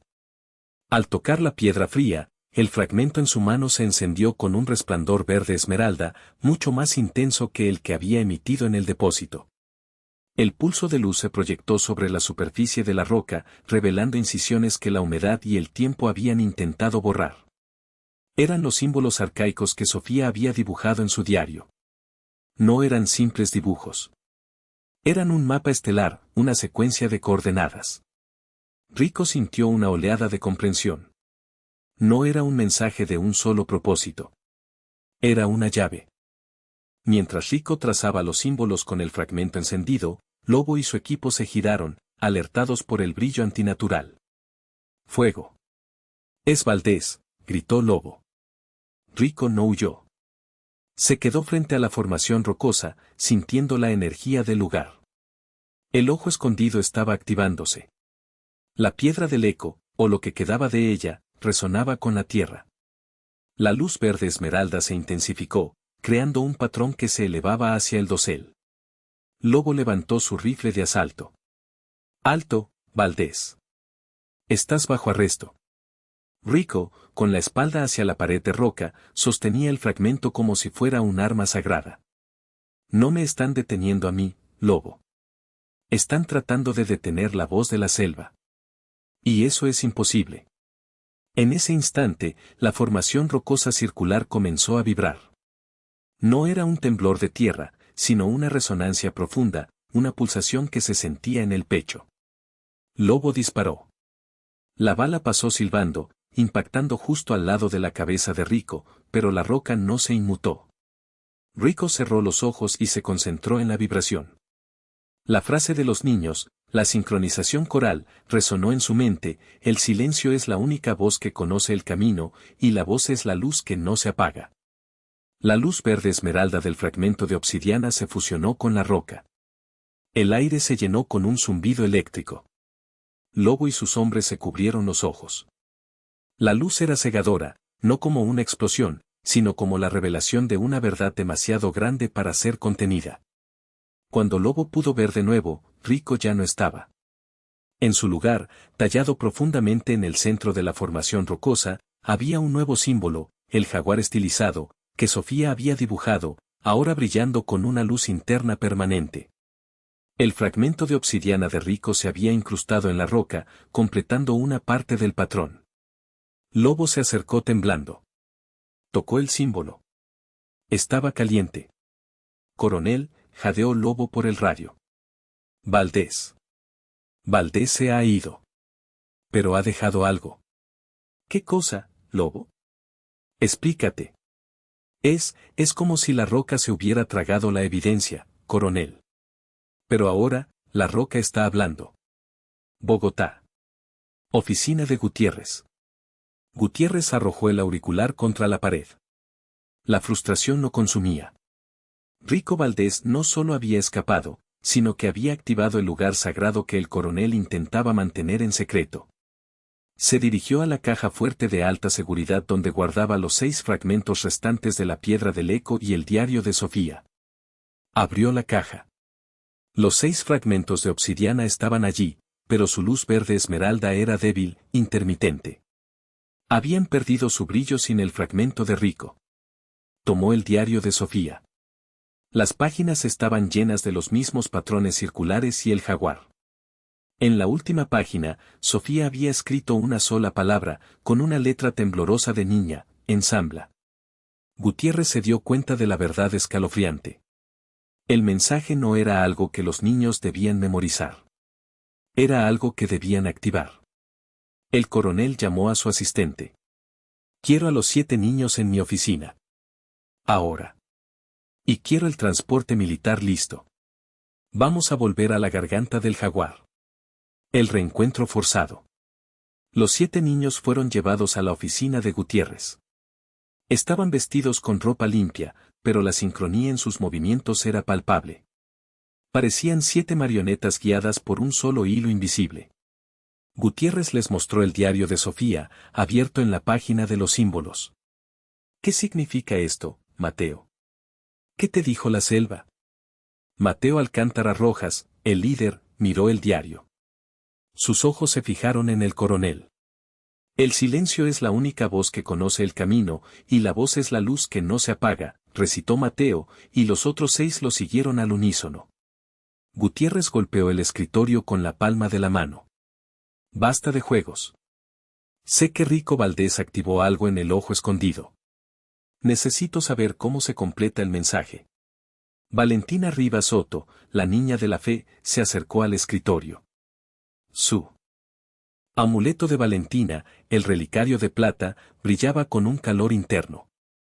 Ella, la más empática, fue la primera en desviarse del guión. No es un juego, coronel, dijo Valentina, su voz pequeña pero firme, rompiendo la sincronización coral por primera vez. Es una promesa. Los otros 6 niños se quedaron en silencio, observándola con una intensidad que no era de asombro, sino de aprobación. La voz de Valentina era la grieta en el muro del silencio. ¿Una promesa de qué?, preguntó Gutiérrez, acercándose peligrosamente. La selva nos dijo que el mundo de los hombres está enfermo. Que ha olvidado cómo escuchar, continuó Valentina. El mensaje es la forma de recordarlo. Pero solo se completa si todos estamos juntos en el lugar donde la luz bailó. Gutiérrez sintió un escalofrío. La niña de 9 años estaba articulando la verdad que su lógica militar se negaba a aceptar. ¿El ojo escondido? Sí, respondieron los 7 niños al unísono, regresando a la sincronización. Gutiérrez tomó una decisión impulsiva y desesperada. Si la verdad iba a estallar, él la controlaría. Si la selva exigía a los niños para completar su mensaje, él los llevaría de vuelta. Preparen el helicóptero. Vamos a la garganta del jaguar. Y que traigan los 6 fragmentos de obsidiana. Vamos a ensamblar su mensaje. El coronel no buscaba la verdad. Buscaba la forma de desarmarla, de exponerla como una farsa alucinatoria en el mismo momento de su supuesta revelación. Pero al tomar esa decisión, Gutiérrez se puso directamente en el camino del clímax que la selva había estado preparando durante 25 días. La supervivencia física había terminado, pero la prueba final de la fe estaba a punto de comenzar en el lugar donde la luz no se apagaba. Vuelo de regreso. Noche cerrada. El helicóptero militar rugía sobre el dosel oscuro de la garganta del jaguar. La noche era una cortina de tinta, solo rota por los relámpagos distantes de una tormenta inminente, recordatorio de las tormentas bíblicas que los niños habían enfrentado. Gutiérrez viajaba en la cabina, con los 6 fragmentos de obsidiana envueltos en tela militar, apretados contra su pecho. En la parte trasera, los 7 niños estaban sentados en silencio, sus rostros iluminados por la tenue luz roja de la cabina. Ya no parecían asustados. Parecían expectantes. Santiago, el más frágil, susurró, rompiendo el silencio, ya casi llegamos a casa. Esta no es nuestra casa, Santiago, corrigió Mateo, su voz grave. Sí lo es, dijo Leonardo, el más pequeño, con una sonrisa inocente. La casa es donde el silencio nos habla. Gutiérrez, escuchando la conversación a través del intercomunicador, sintió como la racionalidad se le escapaba de las manos. Estaba llevando a 7 niños, que hablaban con una sola voz, de vuelta al sitio de su trauma, armado con 6 pedazos de roca brillante, para enfrentar a un fugitivo desquiciado que creía que la selva le hablaba. El piloto anunció por el intercomunicador: «Coronel, estamos a 2 minutos de El Ojo Escondido. Hay una fuerte actividad electromagnética en la zona. Las brújulas están fallando. Aterrice lo más cerca posible. Y traiga a sus hombres. Nadie toca a los niños. Yo me encargo de Valdés». Mientras el helicóptero descendía, el zumbido eléctrico se hizo más fuerte. El amuleto de Valentina brillaba intensamente en la oscuridad. Los 6 fragmentos de obsidiana en el pecho de Gutiérrez empezaron a calentarse, emitiendo un débil pulso. La aeronave aterrizó bruscamente en el claro, cortando la maleza con sus aspas. El olor a tierra mojada y a vida salvaje inundó la cabina. El equipo militar de Gutiérrez, con linternas y rifles, desembarcó rápidamente. El aire era pesado, cargado de una energía latente. Gutiérrez obligó a los niños a salir del helicóptero. «Caminen. Hacia la roca». Los 7 niños caminaron sin miedo, guiados por una fuerza invisible. Se dirigieron directamente a la formación rocosa circular, El Ojo Escondido. Cuando llegaron, vieron el símbolo del jaguar estilizado, recién tallado, brillando con la luz verde esmeralda del fragmento de Rico. El jaguar pulsaba, esperando. De pronto, una voz profunda y ronca resonó desde la oscuridad, no muy lejos. «No los toques, Gutiérrez». Rico Valdés salió de las sombras, con el rostro cubierto de lodo y una mirada de determinación fanática. No estaba armado con un rifle. Estaba armado solo con la fe. Gutiérrez se rió, una risa seca y nerviosa. «Rico Valdés. El desertor. Pensé que te habías disuelto en la jungla». «La jungla no me disuelve, coronel. Me revela». «¿Y qué te ha revelado? ¿Que eres un lunático que cree en piedras mágicas?» Gutiérrez extendió la mano, mostrando los 6 fragmentos de obsidiana. «Tengo las otras 6 voces, Rico. Y voy a terminar con este circo. Los niños están traumatizados. Les mostraré que su mensaje es solo un truco de luz». Gutiérrez se acercó a la roca, dispuesto a colocar los fragmentos y exponer el mecanismo. Pero antes de que pudiera hacerlo, los 7 niños se movieron con una rapidez inesperada. Se colocaron en un círculo perfecto alrededor del símbolo del jaguar. Mateo puso su mano sobre la roca, justo al lado del fragmento de Rico. Sofía, Gael, Valentina, Santiago, Ximena y Leonardo hicieron lo mismo, tocando la superficie fría y húmeda. La sincronización coral se elevó a un nuevo nivel. Ya no era un simple mantra. Era una invocación. «El silencio es la única voz que conoce el camino, y la voz es la luz que no se apaga», dijeron, pero esta vez, la frase no venía solo de sus bocas. Parecía emanar de la tierra misma. Los 6 fragmentos de obsidiana en la mano de Gutiérrez se encendieron con una fuerza violenta, liberándose de su agarre y volando hacia la roca, como si fueran atraídos por un imán poderoso.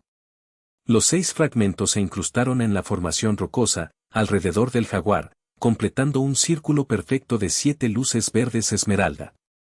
El ojo escondido se había abierto. La luz que emanaba del círculo no era una luz natural. Era una columna de energía que se disparó hacia el cielo nocturno, atravesando el denso dosel de la selva. Era la danza de las luces multiplicada por 7. Gutiérrez y sus hombres cayeron de rodillas, cegados por la revelación. Rico, en cambio, se quedó de pie, sintiendo el poder de la conexión. Los niños no eran los receptores, eran los conductores. En el centro del círculo de luz, los 7 niños cerraron los ojos. Ya no eran Mateo, Sofía o Gael. Eran la voz unificada. Y entonces, el mensaje final, el que no podía provenir de la mano de ningún hombre, resonó en el claro. No era audible, sino telepático, proyectándose directamente en la mente de todos los presentes, Gutiérrez, Rico y los soldados. Era un solo símbolo, una imagen mental tan clara como un cristal, un mapa, pero no de la Tierra. Un mapa de la conciencia. El mensaje era una advertencia. Y la advertencia era la verdad. La selva no los había salvado. Los había elegido. Gutiérrez, con el rostro bañado en sudor y terror, levantó la cabeza y miró a los niños.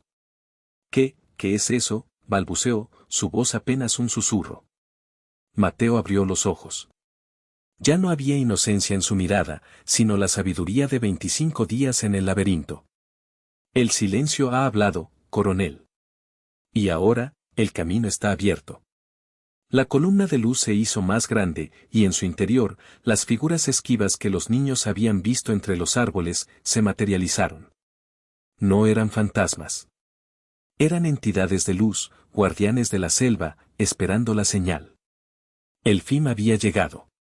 La supervivencia era solo el prólogo. La revelación era el verdadero evento. La columna de luz, ahora de un verde profundo y pulsante, se estabilizó. No era un faro estático, vibraba con la frecuencia de un corazón ancestral. Dentro de ella, las figuras esquivas, que hasta ahora solo habían sido destellos periféricos para los niños, tomaron una forma definida, aunque etérea. Eran siluetas tejidas con la luz filtrada de la luna y el vapor de la selva, figuras que parecían condensaciones de la propia atmósfera, moviéndose con la lentitud majestuosa de árboles milenarios. No tenían ojos, pero se sentía una observación profunda, una conciencia que abarcaba siglos. Eran los guardianes, y su presencia llenó el ojo escondido con un silencio tan denso que la respiración de los hombres se sintió como un trueno. Gutiérrez, el coronel escéptico y endurecido, intentó levantarse, pero sus rodillas fallaron. Su mente, entrenada para la lógica militar y la negación de lo inexplicable, estaba en colapso. Había visto la ciencia de la luz, el truco de la obsidiana, pero no había explicación humana para la energía que ahora lo envolvía. El mapa mental, la advertencia proyectada en su conciencia, era lo que más lo aterraba, no era un plano de la selva, sino un diagrama complejo de interconexiones biológicas y energéticas, un recordatorio de que cada hoja, cada gota de agua y cada criatura en la garganta del jaguar era parte de un sistema nervioso consciente. Es la red, logró articular Gutiérrez, aunque no sabía qué red era. Solo sabía que estaba vivo y que no era el amo de este mundo. Rico, el exmilitar que había encontrado su fe en la desesperación, sintió una oleada de paz, extraña y ajena al peligro. Los niños, liberados de su papel de conductores, se separaron lentamente de la roca, sus pequeños cuerpos temblando por el agotamiento, pero sus rostros iluminados por una comprensión que superaba su edad. Sofía, con los ojos aún cerrados, susurró, y esta vez, el susurro no era parte de la sincronización coral, sino su propia voz, débil pero clara, nos está diciendo que volvamos a casa. Pero no por el río. Mateo, el líder, miró a Rico. Su cicatriz sobre la ceja izquierda parecía brillar bajo la luz esmeralda. El camino está abierto, Rico. Pero solo estará abierto ahora.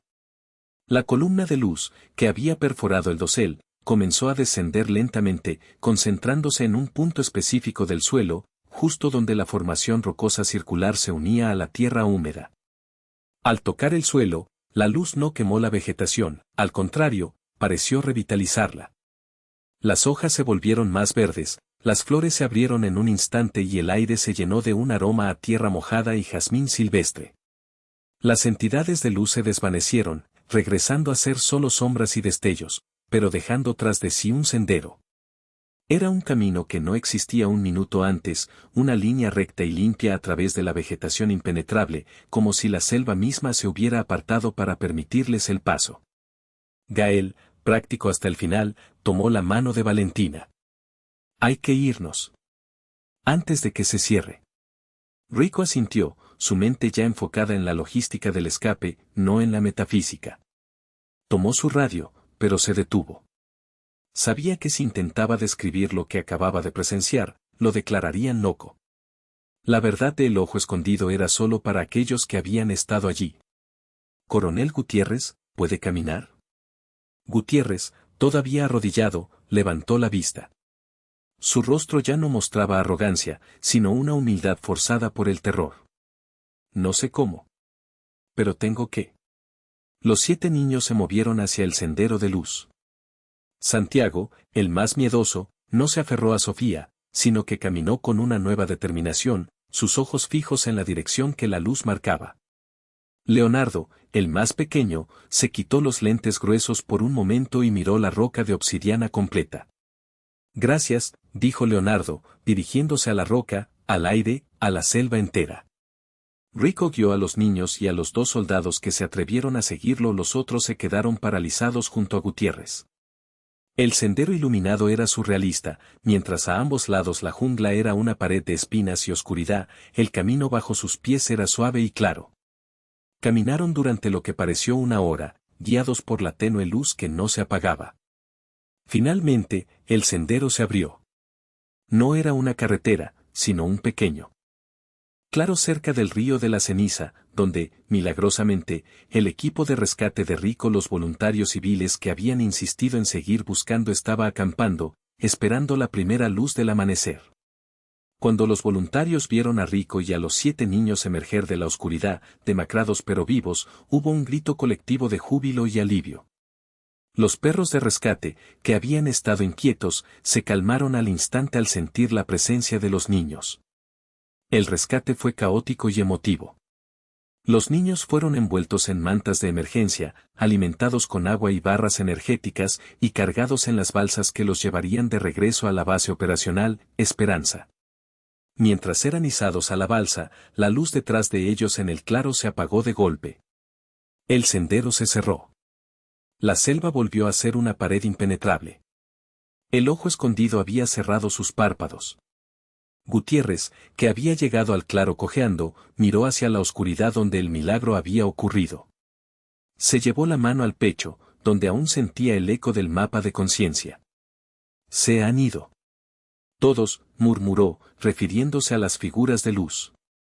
Rico se acercó a él, su rostro serio. «Se quedaron, coronel. Siempre han estado aquí. Nosotros somos los que nos vamos». El viaje de regreso fue largo y silencioso. Los niños no lloraron por el alivio de la supervivencia, lloraron por la pérdida de la conexión, por el adiós a la voz que los había guiado. Al llegar a la base operacional, Esperanza, el caos mediático y militar era ensordecedor. Helicópteros, cámaras, reporteros, padres desesperados. El mundo quería la historia de los 7 milagros de la selva. Pero la verdad de la sincronización coral, de los símbolos arcaicos y del mensaje telepático, se quedó en el ojo escondido. 2014, el año de la investigación. Los niños fueron sometidos a innumerables entrevistas, exámenes psicológicos y estudios neurológicos. Todos los expertos concluyeron lo mismo: estrés postraumático severo, alucinaciones colectivas inducidas por el hambre y la deshidratación. La frase que habían repetido al ser encontrados: «El silencio es la única voz que conoce el camino, y la voz es la luz que no se apaga», fue catalogada como un mecanismo de defensa, un mantra sin sentido para mantener la cohesión del grupo. Nadie, excepto Rico y los soldados que estuvieron en el claro, creyó en la historia de la luz y el mapa. Gutiérrez, tras ser dado de alta, se retiró de la vida pública, negándose a hablar del incidente, su escepticismo roto y reemplazado por un miedo profundo e inconfesable a los bosques. El diario de Sofía, con sus dibujos de patrones luminosos y los símbolos del jaguar, fue confiscado por el gobierno y archivado como evidencia cultural indígena no verificada. La piedra del eco, la obsidiana, se perdió en el traslado. O eso dijeron las autoridades. Los 7 niños fueron separados y obligados a vivir vidas normales. Pero la normalidad nunca regresó. 2023, la revelación. Han pasado 10 años. Los 7 niños son ahora jóvenes adultos, llevando el peso de un secreto que el mundo se negó a aceptar. Mateo Alcántara Rojas, ahora de 22 años, trabaja como guardaparques en una reserva natural, lejos de la Amazonía, pero siempre cerca de los árboles. Sofía Iturbide Cruz, de 21, se convirtió en lingüista, obsesionada con lenguas muertas y símbolos arcaicos. Se reúnen en secreto, una vez al año, el 30 de junio, el día de su rescate. En una cabaña aislada en las afueras de la ciudad, los 7 se sientan alrededor de una mesa. Ya no son niños, pero la conexión entre ellos sigue siendo palpable, una sincronía silenciosa. Mateo saca de su mochila una caja de madera antigua. Dentro, no hay fotos ni recuerdos, sino 7 fragmentos de roca de obsidiana. La piedra del eco no se perdió, dice Mateo, con la voz grave. Gael la escondió en su bota. Gael, ahora un ingeniero robusto, asiente con una sonrisa melancólica. La selva nos enseñó a esconder lo que importa. Sofía toma su fragmento. Durante 10 años, ha estado tratando de descifrar el mapa de conciencia que se les proyectó en el ojo escondido. No con lógica, sino con intuición. El mensaje no era una ruta de escape. Era una instrucción, explica Sofía, sus ojos grandes y expresivos fijos en sus amigos. La selva no nos salvó por accidente. Nos mostró que la vida no es lineal, sino circular. Que estamos conectados a todo. Que el silencio no es la ausencia de sonido, sino la frecuencia que debemos escuchar para entender el mundo. Valentina, que ya no usa el amuleto de la Virgen, sino un pequeño colgante de obsidiana, interviene. Nos eligió para ser sus testigos. Para que, cuando tuviéramos edad, compartiéramos la verdad. Leonardo, el más pequeño, que ahora es un astrónomo, sonríe. El mapa que vimos, el de la conciencia, es la clave para la supervivencia de la humanidad. Es la advertencia de que si rompemos la red, nos rompemos a nosotros mismos. La revelación no es espectacular ni violenta. Es tranquila, madura y definitiva. Mateo mira a sus 6 compañeros. 10 años después, han entendido su propósito. No fueron víctimas de un accidente aéreo, fueron iniciados por la selva. Ya no podemos seguir guardando el secreto, declara Mateo. Es hora de que el mundo escuche la voz que no se apaga. Los 7 extienden sus manos, tocando los fragmentos de obsidiana sobre la mesa de madera. No hay luces esmeralda, no hay entidades etéreas. Solo el tacto de la roca fría y la conexión silenciosa entre 7 personas que compartieron 25 días con la conciencia del planeta. La verdad no estaba en el rescate milagroso, sino en la frase que repitieron como un coro escalofriante. La frase era la llave. ¿Están listos?, pregunta Ximena, la más callada, su mirada profunda e inalterable. Los otros 6 asienten. La historia de los 7 milagros de la selva estaba a punto de ser reescrita. No como una historia de supervivencia humana, sino como la primera comunicación documentada entre la humanidad y el corazón pulsante y consciente de la Tierra, un mensaje que solo 7 niños, perdidos en la inmensidad devoradora, tuvieron la pureza de espíritu para recibir. El silencio había hablado. Y ahora, ellos eran la voz. Ellos encontraron el camino, tú encuentra el botón, suscríbete y regálanos un like.